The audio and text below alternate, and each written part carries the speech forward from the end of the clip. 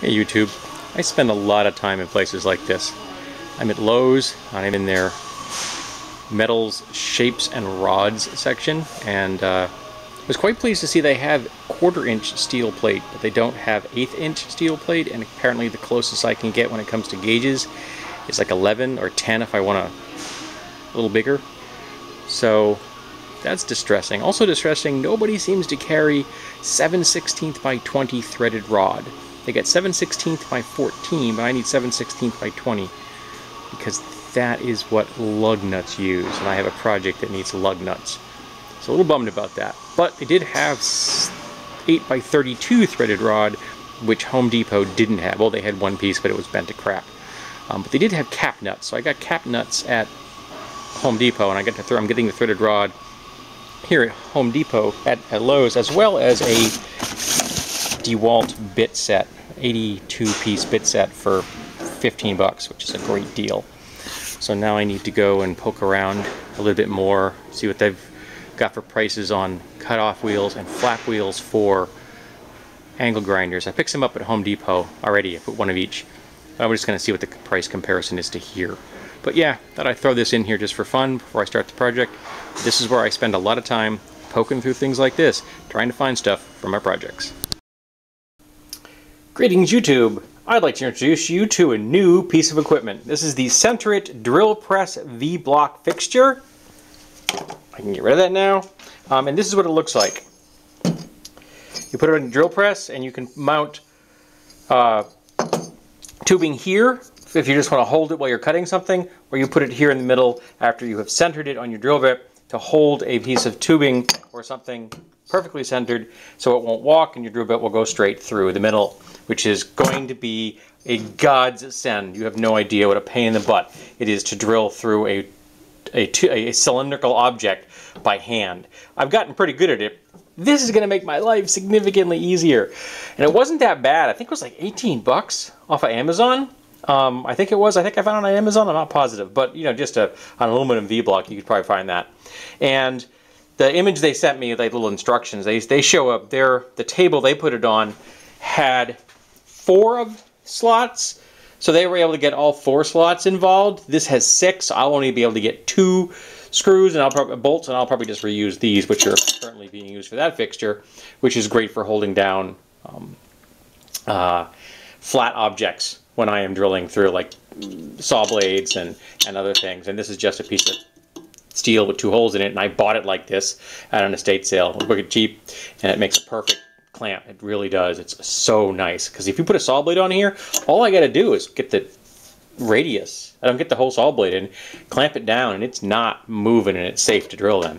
So I'm going to be setting this up, so I have to make sure I have the right drill bit. You need a drill bit that wide, and that's why the V shape is that shape. Then you get a drill bit that wide, and you use that to help you center it, which is what I will be doing next. So why will I be doing that?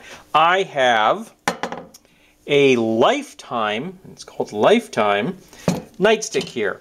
And nightsticks in and of themselves are pretty darn dangerous. However, I'd like to mount some cap nuts on this, specifically 12 sets.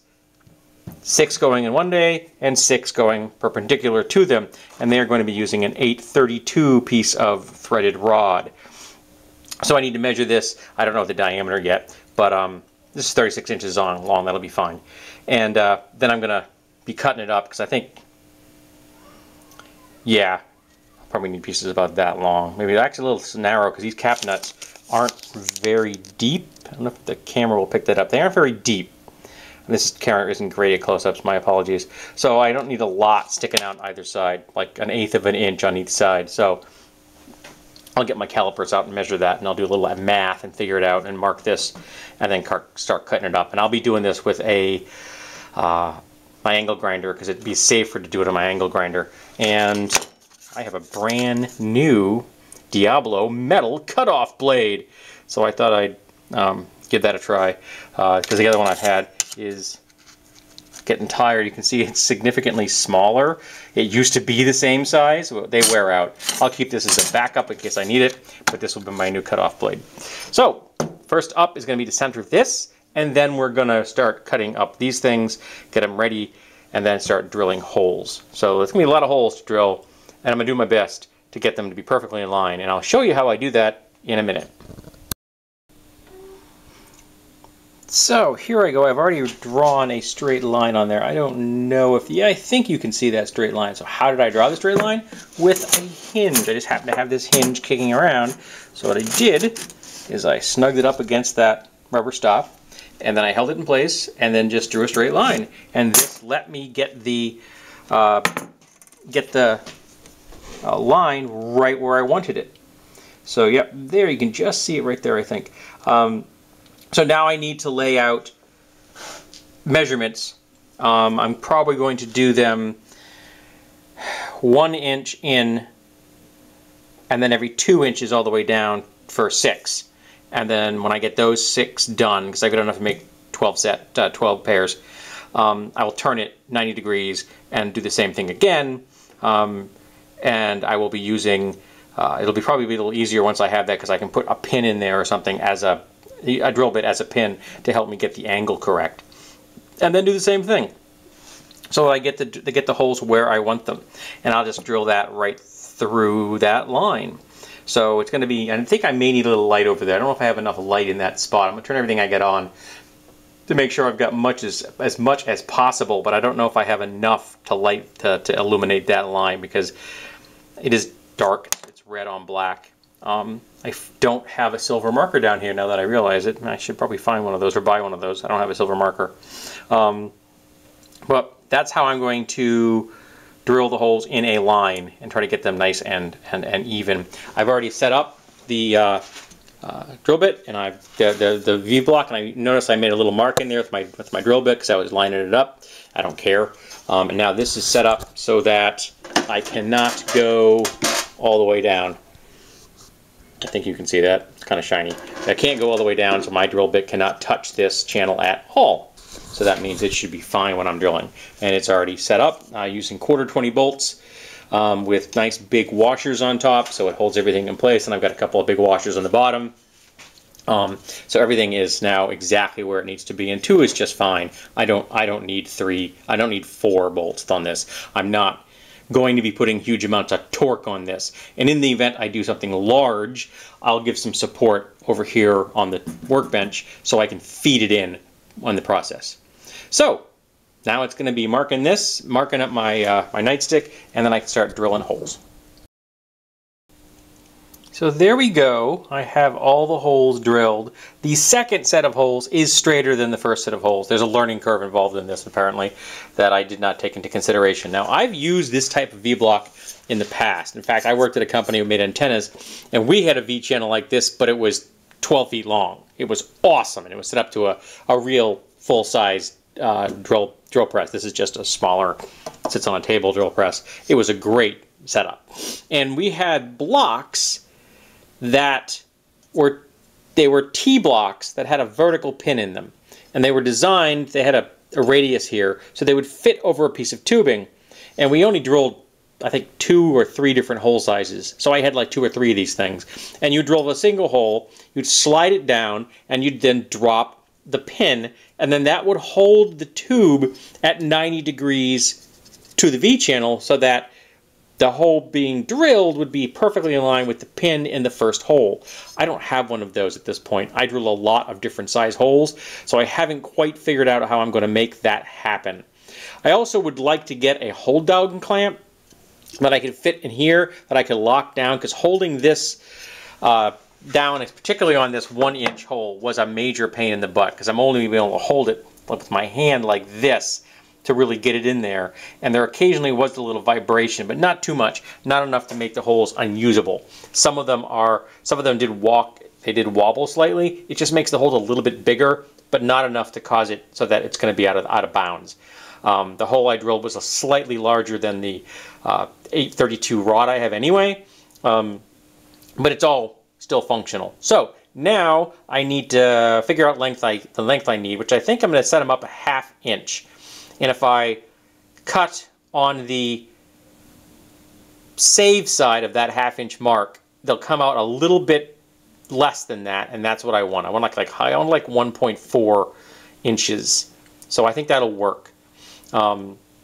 And if they are a little bit long, that's easy to fix. It's always easier to fix something that's too long than too short when you're cutting lengths of threaded rod. Because I have belt grinders, and I have angle grinder, belt sanders, and things like that. So, and files. So that's easy to fix. So the next step is to get my safety gear out and start cutting that rod. And here we go. We have all 12 pieces have been cut and deburred. And I broke out my leather gloves because when dealing with a belt sander and you're up close and personal, you want to have leather because leather is a lot less likely to get drawn in if you have any kind of fibrous glove. You don't want that. And it's not going to, like, if you get an artificial material, it can actually heat up enough. If you get it caught, it might melt and stick to your fingers. Leather won't do that. As you can see, these are rather well worn. And when I'm cutting like threaded rods, I use this old piece of leather to hold the rod. I also use it because this particular vise is designed to hold pipes, but it also works very well for wooden shafts like baseball bats and gardening tool handles, which are all play parts in my weapons build. But I use this piece of leather to keep the vise jaws from marking up the wood, and in the case of a threaded rod, from damaging the threads themselves. And you can see it's nice and solid. I had this closer when I was cutting them. I was over here, so it wouldn't get any vibration. And using that new Diablo cutting disc is just so much more pleasant than my older one. I'd forgotten how long I'd had it and had been using it, and it's just worn out. It'll be a good backup, but it's nice having a new cutoff disc. It works so much better, much cleaner. You get nice clean cuts like this one, and it's faster. And more accurate, of course. So now it's going to be assembly time, putting all the rods through there and putting all the cap nets on. There we go. An upgraded Nightstick. Significantly nastier looking than it was before. So this is kind of silly, but it does remind me of something that you would see in like a dystopian video game or something like that. So I thought it was pretty cool, and I've got multiple of these solid plastic nightsticks, and I think I paid $10 for the nightstick, like $3 for the threaded rod, and I think almost $7 for the cap nuts. So it's not a huge price for this. It's under $20 for this particular project. So that's cool. Like $20 for a project like this. I can live with that. So now it's time for some pictures. And then the project is done. Hope you enjoyed.